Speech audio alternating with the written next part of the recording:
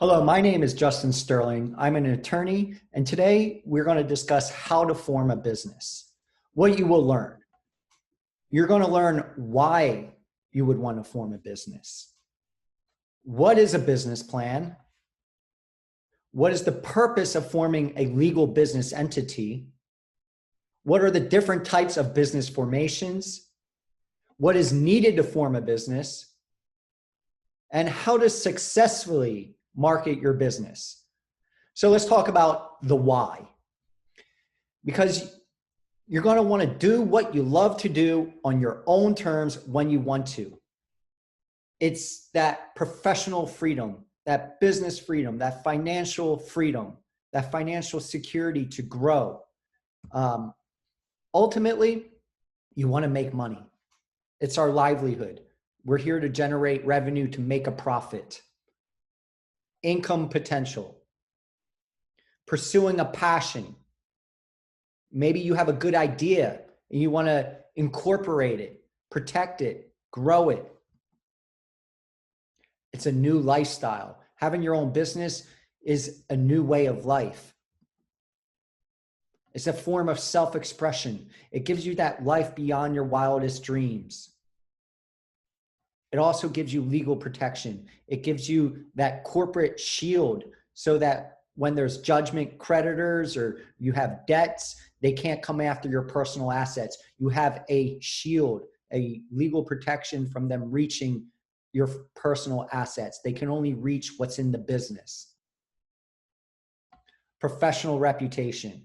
Many businesses will only do work with other professional businesses. And that means you have to be incorporated or you have to have an LLC for them to take you seriously. And also, when you create a business entity, a legal business entity, it gives you that means of attracting investment capital. It is the vehicle for growth. But first things first, all right? You need to have a plan. What is your business plan? A business plan is essentially a living document, all right, that will stay with you throughout the life of your business, okay? It is the roadmap to success. It is always evolving.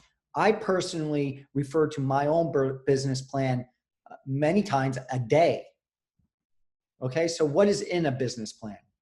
Again, it's your roadmap to success. It will describe the company profile. What type of business form you will take. Is it an LLC? Is it a corporation, an S Corp, a C Corp? Is it a nonprofit? There's many different business entities and we'll get into that. What type of products or services will you be providing?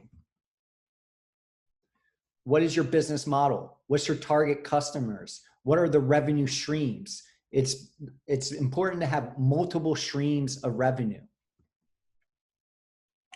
Also include a competitive market analysis.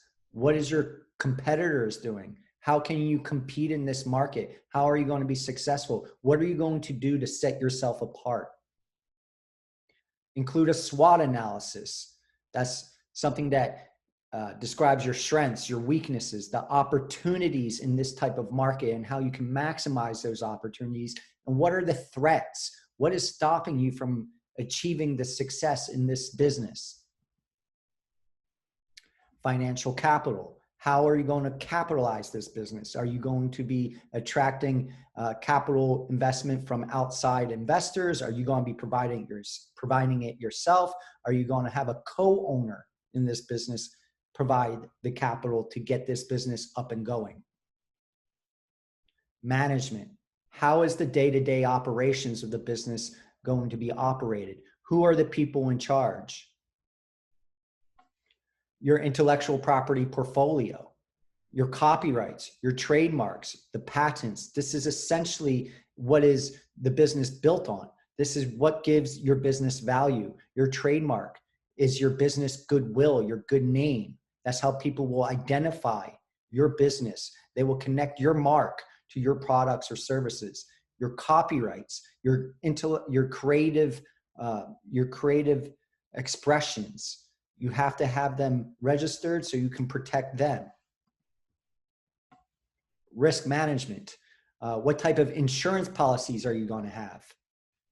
And what type of employment policies, if you're going to hire employees, are you going to have an employee handbook, sexual harassment policies, marketing plan strategy? How are you going to reach potential customers? And in today's day and age, this includes online, digital. You got to be on Google, Facebook, Instagram, YouTube ads. You have to be running all of these to be competitive in the marketplace today. What are your web properties? You have to be on all the online directories, and they have to be congruent with your trademark so they can identify your business. You have to be on Google My Business listings, social media. You have to keep track of the usernames and the passwords for all of these properties. So you may ask, do you have to register a business? Do you have to create a formal entity, or can you just go out there and start hustling, start making money? And the answer is yes, you can. You do not have to register your business, but you will be at risk, okay?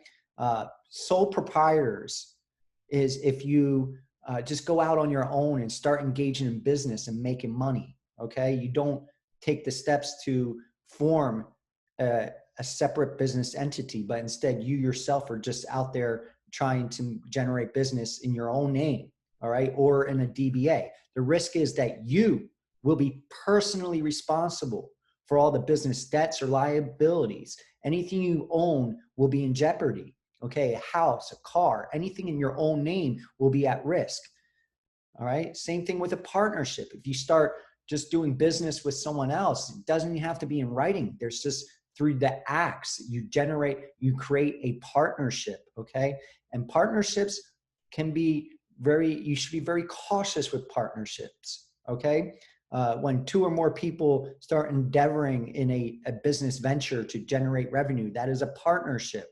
And whenever and the risk for a partnership is that you will be held liable for the wrong actions of your partner, even though you don't even know they're doing it, all right? Or even though you don't even have an agreement in writing, you can still be held liable. If they go out there and they incur debt, or they incur some form of legal liability, like they injure someone in the process of conducting business, then you also can be responsible, even though you didn't do this wrong. You can be responsible for their debts. So I'll be very cautious when doing business with another person as a partnership, all right?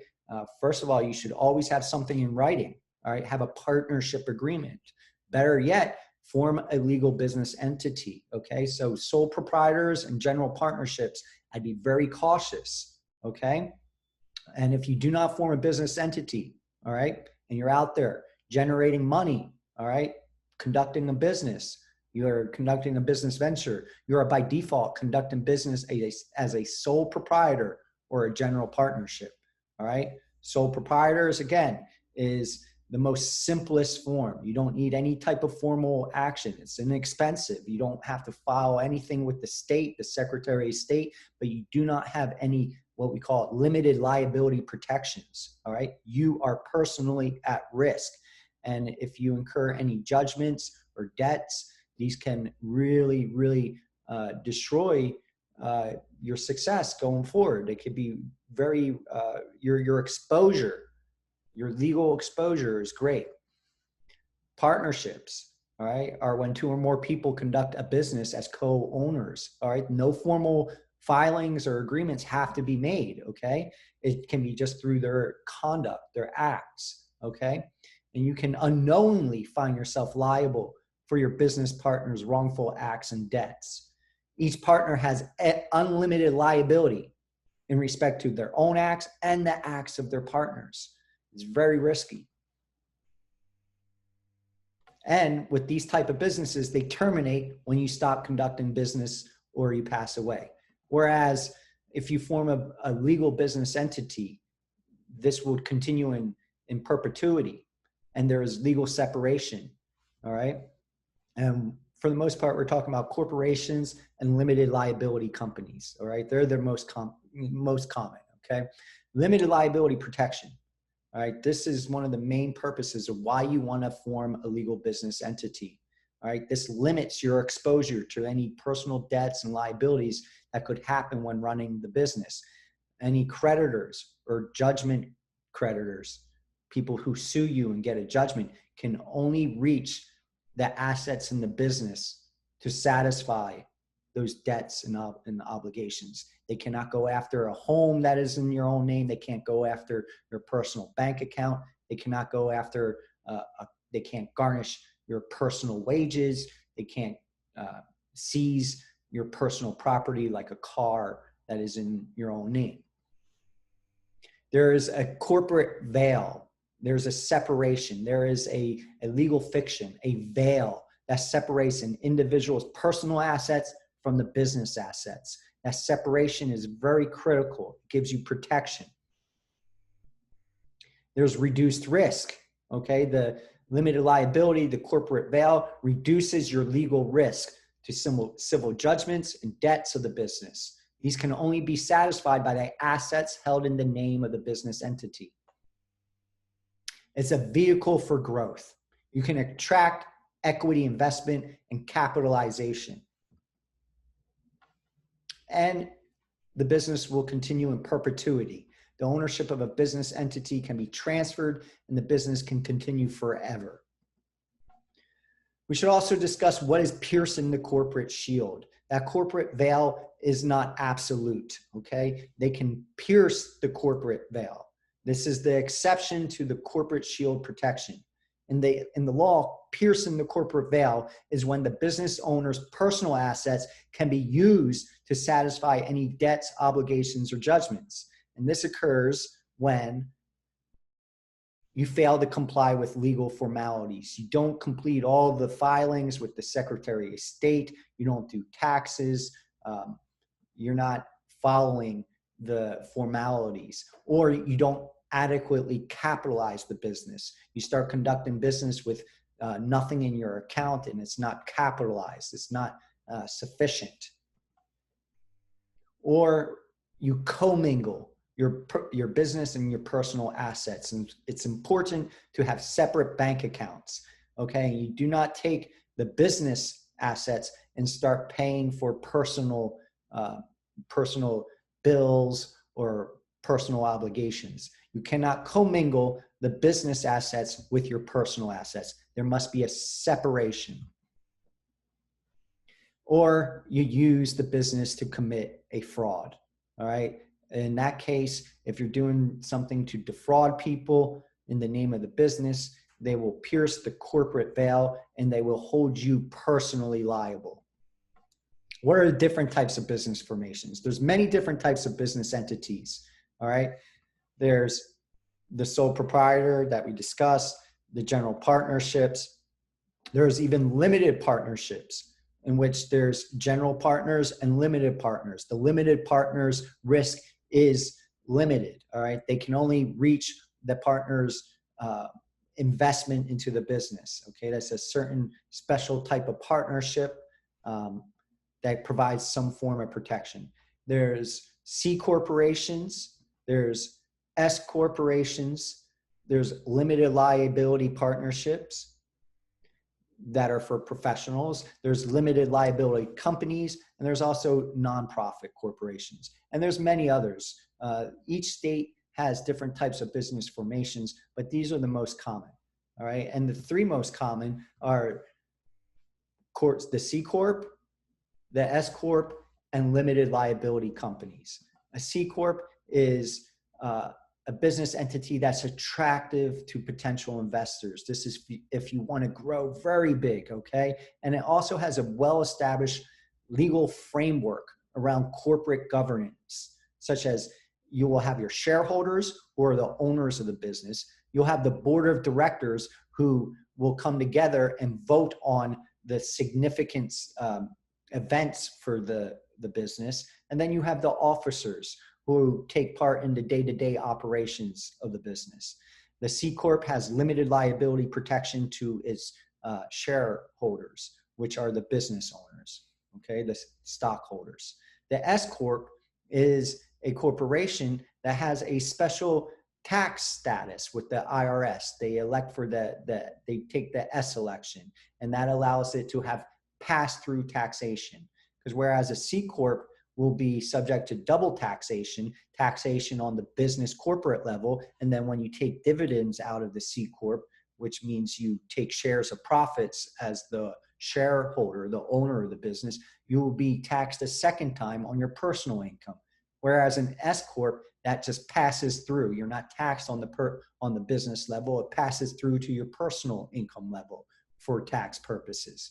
The S Corp is a good choice for family or closely held businesses because it's more inclined to rely on an individual investor to capitalize the business because there are specific restrictions on the S Corp. Okay, there's restrictions on the number of shareholders and the type of stocks. You can only have one type of stock, whereas a C Corp, you can have different types of stock. You can have preferred stock and you can have standard stock. Limited liability company is somewhat of a new modern business creation form, business entity form, and it's a combination of the corporation and the partnership. It gives you the limited liability protection, that corporate shield of a corporation, and you get the pass-through taxation of a partnership. In a partnership, your income is taxed at your personal level. There is no double taxation. It passes through like the S Corp. And it also gives you that operational flexibility. It's very flexible in how it can be managed and operated. There's very few formalities and filing requirements as compared to a corporation. And it's mainly controlled through a document known as the operating agreement. And this document is an agreement amongst the owners of the business, which are referred to as members, and it dictates the rights of the members and the duties of the managers, the people who will be doing the day-to-day operations of the business. And the managers could be the same as the members, or they could be separate. So C corporations, again, they're good to attract outside capital investment. You can have preferred stock. So you have different classes of stock. Preferred stock is when there's better priced equity awards. There's stock options, okay? So there's different types of stocks you can buy into the business and gives you different rights. Some are voting, some are non-voting. Some allow you to purchase more equity in the business before others. There's different types of classes. You get the limited liability. The shareholders do not become personally liable for the corporation. You can also have public offerings of shares. This is through an IPO, an initial public offering, to have the shares placed on an exchange market, such as the New York Stock Exchange or the NASDAQ stock market, and to allow public investors to purchase the shares in the business. This allows for tremendous growth in your corporation. However, again, you have to be warned that there will be double taxation. The corporation is first taxed on its net income on the corporate level, and then the shareholders are also taxed when the corporation distributes profits. S corporations have the pass-through taxation.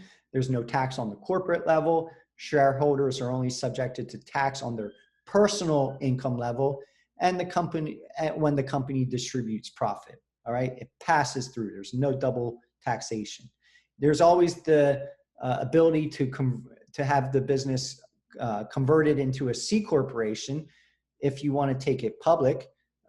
So a person can start an S corporation and become a C corporation. This is a good strategy for people whose initial funding comes from individuals. Then when they want to rely on venture funding, they can turn their entity into a C corp. You get the limited liability protection, but you only have one class of stock. All right. Generally, S corps will limit their investors to friends, family, or individual investors. All right. There's any type of preferred stock or favorable priced equity awards are prevented. There's only one type of stock, all right? And there's also restrictions. You can't have more than 100 stockholders, shareholders in the business, and they can only be U.S. citizens or residents, and they can't be foreign investors. And only individuals can be stockholders, not other type of business entities or partnerships or corporations cannot invest in the business. So there's a lot of restrictions for S Corps, but you get the benefit of that pass-through taxation. And it's good for a small business where the capital is only being raised by maybe one person or a family member. Now, limited liability companies, you get the benefit of the pass-through taxation, similar to the S Corp. You have a flexible structure, all based on the operating agreement. I would be careful though when you have a two-member business, because there will be deadlock. All right, it's going to be difficult to make the important decisions for the business, because you will, by virtue of having a two-member business, you'll be a deadlock. All right, so there has to be steps to avoid these deadlock situations so that the business can make decisions. There's no eligibility requirements. Okay, unlike the S Corp, the LLC does not have a limit on the number of members and does not restrict it to non-US members or corporate members. Okay, you have limited liability to your members, the limited liability protection, which is so valuable in creating these type of business entities. However, you cannot create a public offering, so you can't go for that massive growth by offering it to shares ownership of the business to the public. All right, you would have to convert the LLC to a corporation if you wanted to make a public offering. So you may want to ask yourself, what entity do you want to choose? All right, so ask yourself, is your funding for your business going to come from venture capital funds or institutional investors? If that's the case, then a C corporation may be best for you. Investors and venture capitalists typically prefer this type of business entity because you can offer them preferred stock, different type of favorable stock classes. But if you're only getting funding from your friends or family or an individual, then you may want to consider an S Corp or an LLC. Okay, because there's no double taxation, and LLCs have access to more investors and multiple membership classes that have different rights and preferences. All right, so you may want to consider that when you're deciding between an S Corp or an LLC. LLCs give you that access to more investors, and you can give different membership classes in an LLC with different rights, voting rights, and other preferences of buying back interest in the business or being offered interest in the business before any outside potential investor. So it gives you that type of benefits.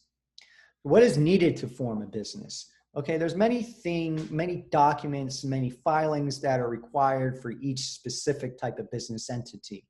All right. Generally speaking, corporations, you need to file the articles of incorporation. That creates the business, but then you need the bylaws. The bylaws is what controls how the business will be operated. It controls the rights of the shareholders.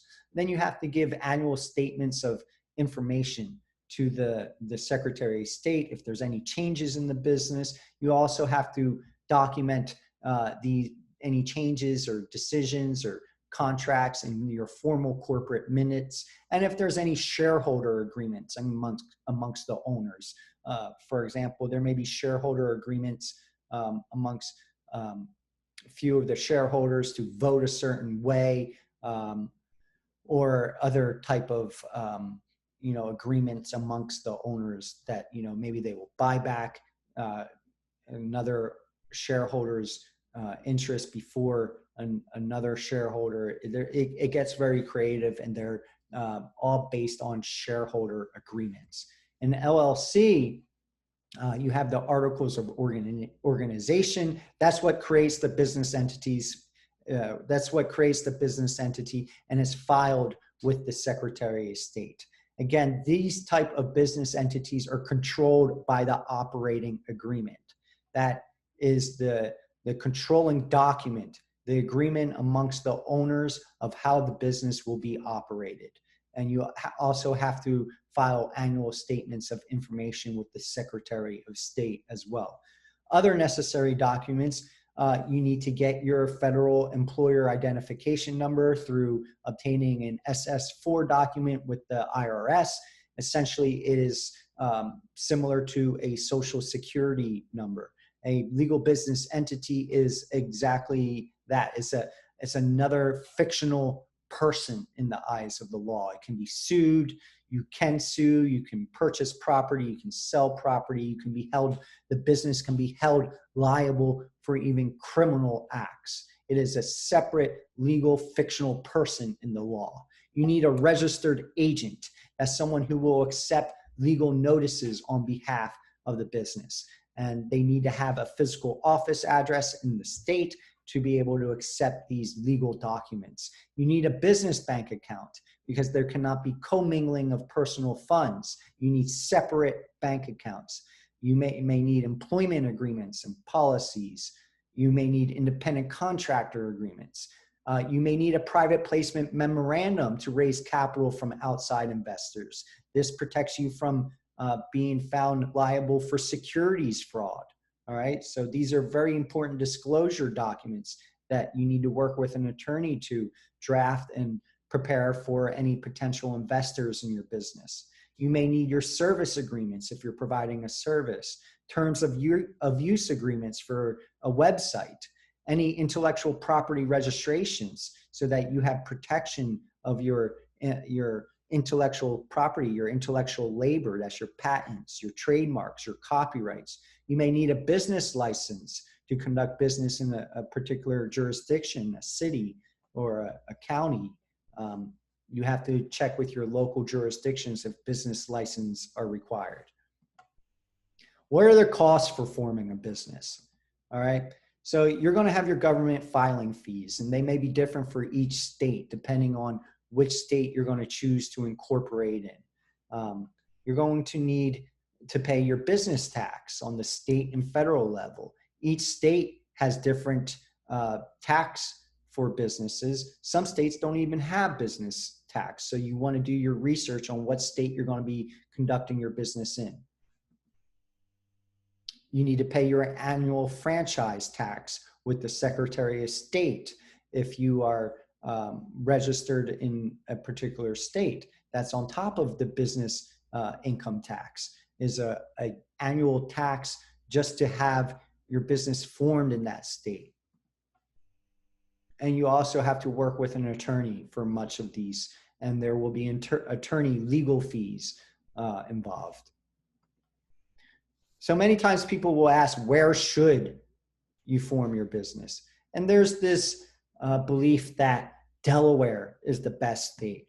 And you know, Delaware in some circumstances is a more favorable jurisdiction to form your business, all right, because it has an extensive body of laws that are favorable to corporations. So if you're a large corporation and you want to go public and you're going to have a lot of shareholders, all right, so in that case, maybe Delaware is the proper jurisdiction because they have a very favorable body of law, corporate law, that is favorable to the corporations, all right? But if you intend to do business in only one state, it is best to incorporate in that particular state. Many people come to me and they want to do business in California, but they heard that, you know, Delaware is great to form a business, so they want to form in Delaware, but do business in California. If that's the case, you're going to be subject to of paying California's corporate taxes and annual franchise taxes in addition to whatever is owed to Delaware. So you're going to be paying two state taxes, all right? But if you're just planning to do business in the state of California, it's probably more convenient to just incorporate in that state. So if your business is incorporated in one state but conducts business in another state, that business will be subjected to two state tax requirements. So that's something you really want to consider when you form your business. Other factors to consider when incorporating include, what is the tax rate in the state of incorporation? Because you're going to need to pay business income tax on your business revenue, your business income in the state of incorporation. And then also you're going to have to pay tax to conduct business in another state if you're doing a business in another state as a foreign corporation. So you also want to research, how do the government filing fees for incorporation compare to the state in which the business is based? Okay, so once you create the business entity, now you need to get customers. Market, market, market. You must have a marketing strategy. This is very key. And in today's day and age, you have to digitize your services. You have to be online. All right, there's no excuse. You have to be. So how can you do this? You got to have video conferencing capabilities. You have to have the ability to offer virtual consulting, coaching, or even offer webinars online. You have to have a website, and that has to be optimized with the search engines, SEO, with Google. You have to have backlinks. You have to be on all the online directories. That's Yellow Pages Online. That's Yelp. That's any other type of directory that businesses are listed on. You have to have a digital footprint. You should offer any type of online subscriptions or memberships now. Offer online courses, webinars, videos, and podcasts. Offer them to buy this. Have passive income. Make money while you sleep. You got to have an email list, all right? Because emails they still generate the best leads, all right? And you should work with what we call a CRM system, a customer relationship management system, such as MailChimp or ActiveCampaign. You can schedule out emails to your email list. And you got to have valuable content, and that's curated and creative. Curated is maybe articles that you repost, articles from other authors that are on point for your industry. That's called curated content. And you just repost it, maybe you comment on it. You got to also have your own creative content, valuable content that you create on your own. Social media management is very important. You got to have automation, schedule your posts. You can use platforms such as Hootsuite or Buffer to schedule out posts. Got to know what your target customer audience is. All right. Who is your ideal customer? And a lot of social media, such as Facebook ads, allow you to target your audience directly. It's very powerful. Now let's talk about social media. You have to really have a handle on social media in today's day and age. And people will buy from other people that they know, like, and trust. Okay, so you got to use the four main platforms, and there's other platforms now, such as YouTube is very important to have video content, and TikTok is one of the fastest growing social media platforms. All right, but there's, generally speaking, Instagram, Twitter, LinkedIn, and Facebook. And you can use each one of these platforms to have people know you, like you, and trust you. So we're going to describe how you can do that for each one of these social media platforms. For Instagram, all right, to allow people to know you, and that's essentially visibility, Instagram's great. Instagram is a visual platform. It's photo and videos. And the best way you can maximize this is with brand collaborations. You can offer complimentary services, and you can cross promote with other businesses on Instagram. You can run contents such as a giveaway for a follow. And this type of marketing to get people to know you is really great for fitness trainers or teachers or coaches and consultants. It allows you to showcase your authority. This is short form content. We're not talking about long form, long articles, research articles. These are very short form, and you can the content can be displayed in the comments section. To get people to like you on Instagram, you can go behind the scenes in the stories. The stories features are very powerful. It lets people to know what it's like in the day of your life, that you're more than just a business person, that they can get to know you and like you. You can display your values and personality on the stories, the behind the scenes. And they can trust you. You can show you're an authority, all right, by offering free, valuable tips. And this is important for service providers, such as myself as an attorney and an expert, a consultant, a coach, an advisor. You can share mini industry-related training videos, either weekly or bi-weekly. So Instagram is very powerful, but just know that it's mostly for visibility. Get people to know you. All right. Twitter is you can get people to know you through being active on the trending hashtags. All right. This is good to share information and start the conversation. Again, this is short form content, short and sweet on trending hashtags. This is good for business to business sales. They can, potential customers can get to like you through Twitter, through perhaps social media days, events. You can add the hashtags onto your tweets, such as Earth Day or National Donut Day, hashtag National Donut Day. That gets potential customers to like you, displays of your personality. They can trust you through you retweeting curated articles. Again, curated as articles that's already been written and you just repost it. And you can retweet curated articles related to your industry. And you can also retweet with a comment above it. So you show your thoughts above the article. It shows that you can be trusted, that you're an authority, you know what's on top, what's current in your industry.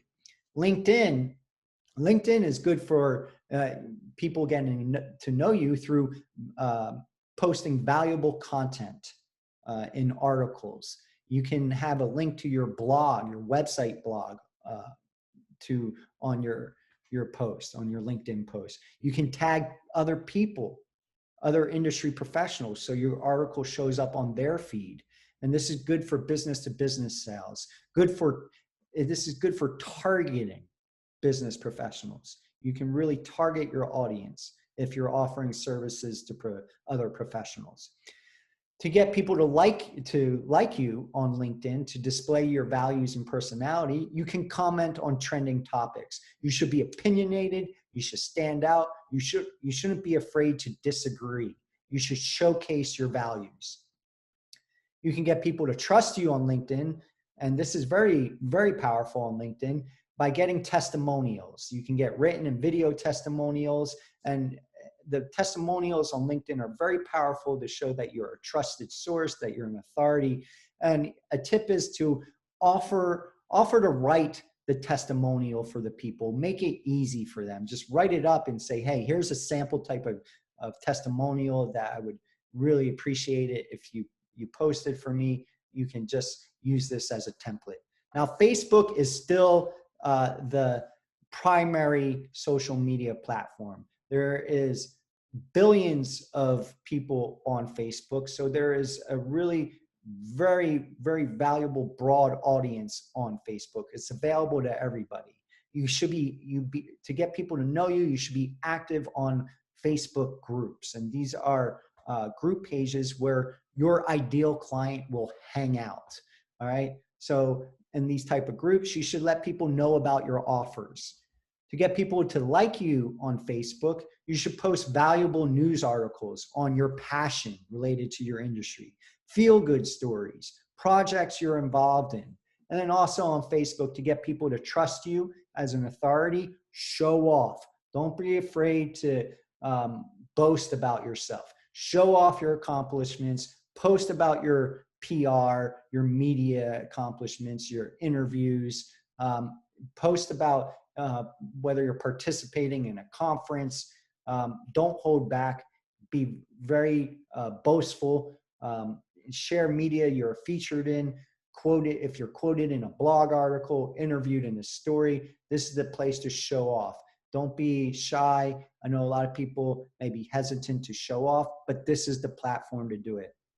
Also, as a tip, you should schedule and automate these posts. Use platforms such as I personally use Hootsuite, and I can schedule all my posts to the different social media platforms. What it really comes down to, though, is content marketing. Content is king. You need valuable content. All right. And again, this allows people to know you, like you, and trust you. The different type of content that you can make, such as, good valuable content allows you to build and nurture your audience. All right. You keep them in touch. You keep giving them value. You show that you're an authority. You showcase your expertise. Okay. You can, other type of contents is such as speaking or online presentations. Record it, create a product, YouTube videos, have a YouTube channel, have an ebook, a blog post, all right, a free opt-in offer for their email in exchange for a free product, weekly content to your email list, offer a free course, have press releases and media. This builds your SEO online with backlinks to your website. Very important. Content is king. You have to have good, valuable content so that your audience can get to know you, like you, and trust you, and ultimately so they can buy from you. So if you'd like to continue with this business counsel, there's many ways we can stay in touch. I offer affordable general counsel for your business. You can also call me for a brief 20-minute brainstorming call. Let's stay in touch. Here are all the ways you can stay in touch with me. And, I look forward to speaking with you, and I'm happy to be of service. Thank you again.